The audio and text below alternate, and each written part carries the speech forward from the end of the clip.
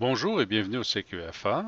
Dans le cadre du cours PVA, cette présentation porte sur le site Internet de Transport Canada. Nous allons trouver les réponses aux questions: combien coûte la qualification de vol aux instruments? Où puis-je trouver le portail SGS? Où puis-je trouver le centre de référence en ligne? Où puis-je trouver le portail du programme national pilote vérificateur agréé? Comment faire pour savoir si un simulateur est certifié? Comment puis-je trouver un PVA ou une personne autorisée? Où puis-je trouver les définitions des mots doit et devrait?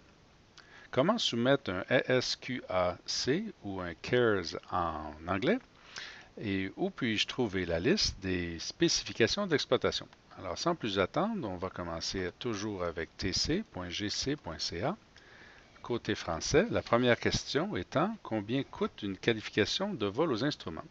Alors, on va à aérien, ligne et opération aérienne, le règlement de l'air canadien, le RAC, qui a déménagé. On clique ici. Voici la table des matières du RAC. Les frais sont toujours dans partie 1, disposition générale, sous partie 4, redevance. On a ici une expansion de la sous-partie 4. Les annexes qui contiennent les frais ne sont plus hyper liées avec le site web de Justice Canada. On va prendre le lien le plus rapproché, donc ici. Attendre que la page se charge. Et on est rendu sur le site web de Justice Canada. On a donc les annexes 1, 2, 3. L'annexe 4 fait référence à la délivrance des licences et la formation du personnel. À la ligne 15 ici, annotation d'une qualification sur une licence ou un permis de membre d'équipage de conduite, 30 $. Bien sûr, depuis mai 2015, l'exemption sur la validité de la qualification de vol des instruments est en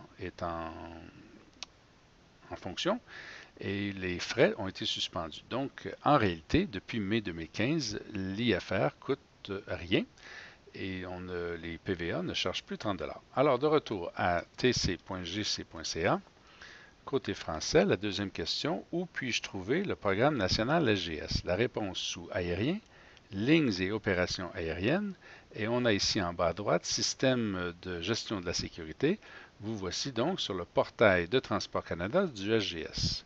On revient tc.gc.ca pour répondre à la troisième question qui est: où puis-je trouver le centre de référence en ligne? Donc, sous aérien, lignes et opérations aériennes, nous allons aller donc Direction générale de l'aviation civile et 3 liens plus bas, centre des références en ligne. Nous y voici donc, c'était la page aux 2 pyramides. Nous n'en avons plus qu'une puisque les instructions au personnel ont été retirées des sites web. Vous avez donc des liens pour retrouver la loi, les règlements, les circulaires d'information. Avec l'icône jaune ici, vous pouvez vous inscrire au bulletin électronique. En cliquant dessus, vous avez donc les instructions, comment faire, qu'est-ce que ça fait. On revient. En dessous du centre de référence en ligne, nous avons les documents récemment publiés au cours des 60 jours. C'est un outil très, très, très pratique dans la vie d'un PVA. Avant chaque test, on va voir qu'est-ce qui a été publié depuis notre dernière consultation. On voit ici, il n'y a presque rien. On revient. Un peu plus bas, vous avez le lien vers publications et vidéos qui contient toute la banque de posters manuels vidéo que vous pouvez télécharger ou acheter en PDF, en HTML. C'est de là que ça fonctionne. Et enfin, le formulaire de changement d'adresse qui fonctionne très bien. N'importe quel des pilotes que vous évaluez, les pilotes de la compagnie, pensez qu'ils ont déménagé. Ça, c'est un très, très bon système pour communiquer la nouvelle adresse. On revient donc tc.gc.ca en français pour répondre à la quatrième question: où puis-je trouver le programme national PVA? La réponse est sous aérien, lignes et opérations aériennes. Juste en dessous, aviation commerciale et d'affaires ici. Et au centre, nous avons les programmes, dont ici le nouveau programme de pilote vérificateur agréé et programme avancé de qualification. On clique là-dessus. On est sur le portail national du programme PVA. Entre autres, du côté droit, vous aurez les bulletins. Voici donc les bulletins qui sont tous en vigueur et qui viennent amender le manuel de pilote vérificateur agréé TP 6533. Vous avez l'horaire des cours, etc. Alors, c'est là que ça se passe. tc.gc.ca français, La cinquième question, où puis-je trouver les coordonnées de certification de notre simulateur? Est-ce que notre simulateur est certifié? Ça, c'est un peu plus complexe. Alors, aérien, lignes et opérations aériennes, on va tout de suite à Direction générale de l'aviation civile et au centre ici, Certification nationale des aéronefs. On remonte à droite pour Système informatique des délégations, le SID. On quitte alors le site de Transport Canada. On accède à une application en ligne, une app, qui donc génère des données selon des recherches paramétrées. Et la première possibilité, c'est les simulateurs. On se rend compte qu'ici, on est dans une page en anglais. Et on va donc renseigner les champs qu'on veut. On pourra aller voir, disons, les simulateurs full flight. On va chercher un opérateur, comme par hasard, je ne sais pas, moi, tiens, Kelowna Flightcraft. Rechercher. Nous voici donc le simulateur numéro 294 chez Kelowna. C'est un 727-200, un niveau A. Il faut savoir qu'avec cette banque de données-là, si le simulateur n'est pas certifié pour une raison ou pour une autre, soit qu'il est suspendu, qu'ils n'ont pas fait la recertification annuelle, il y a un snag et tout, le simulateur n'apparaîtra pas. Ce n'est pas que vous faites une erreur dans la recherche, ce n'est pas que vous êtes incapable de chercher, c'est que le simulateur n'apparaîtra pas plutôt que de le faire apparaître en rouge ou avec une mention qu'il n'est plus certifié, il sera simplement absent.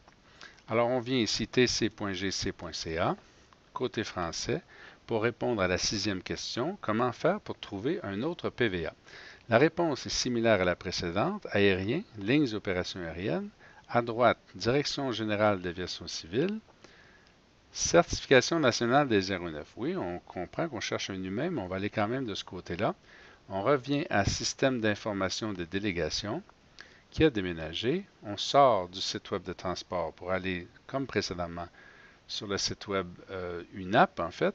Et on a donc en anglais Approve Check Pilot ici qu'on peut cliquer, renseigner les différents champs. Ça prend une vingtaine de secondes avant de générer la base de données. Ça s'en vient. Ça en vient toujours. Et voici. Donc, premier nom, deuxième nom, etc. On remplit, on fait clic. On peut se trouver soi-même quand on est PVA ou trouver quelqu'un d'autre. tc.gc.ca, français. La septième question. Alors, où puis-je trouver les définitions des mots droit, doit et devrait? Alors, aérien, lignes et opérations aériennes, on va aller du côté du RAC ici et un peu plus haut, un texte qui accompagne les RAC qui s'appelle Renseignements généraux sur le RAC, qui ici possède plusieurs articles, plusieurs chapitres qui sont intéressants à lire. Et là, il y a une attrape, ça fait environ 10 ans qu'il y a une erreur ici.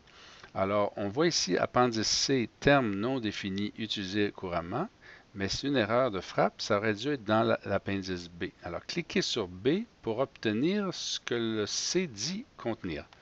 Alors, en B, on retrouve ici la liste des mots qui sont couramment utilisés mais non définis, la définition prescrite par le ministre et des références dans le RAC.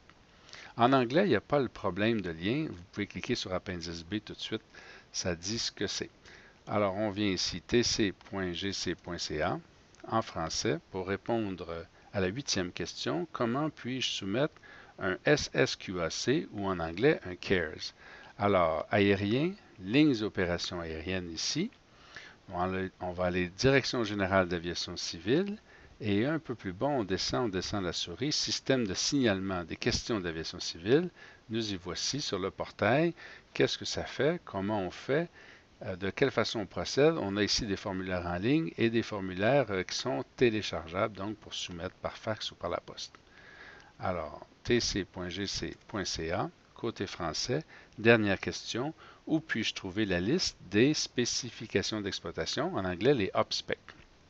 Alors, aérien, lignes et opérations aériennes, Direction générale d'aviation civile, et attention, on va au centre ici, juste en dessous du lien précédent, direction des normes et normes d'agrément des exploitants aériens. Et voilà, le premier lien en haut sera spécification d'exploitation, et là, il y en a, jusqu'à la fin des temps. Alors, voici ce qui complète la formation en ligne sur le site web de Transport Canada dans le cadre du cours pilote vérificateur agréé du CQFA. Merci.